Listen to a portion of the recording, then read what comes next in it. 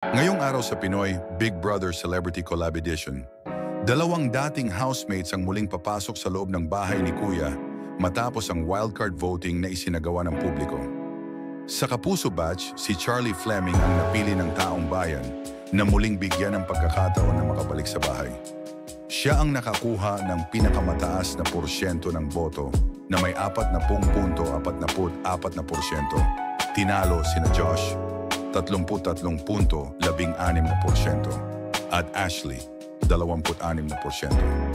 Samantala, sa Kapamilya batch, si Ralph De Leon ang muling nagwagi at makakabalik sa bahay matapos makakuha ng napakataas na 81.28% ng boto. Isang landslide victory laban kina Kira, 14.22%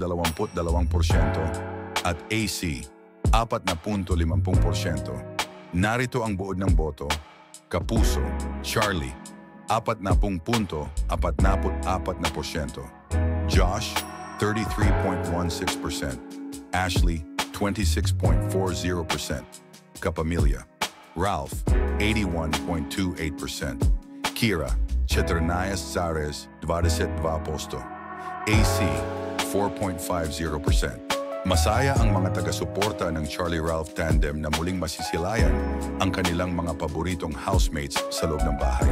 Abangan kung paano magbabago ang dynamics ng mga natitirang housemates sa pagbabalik nila.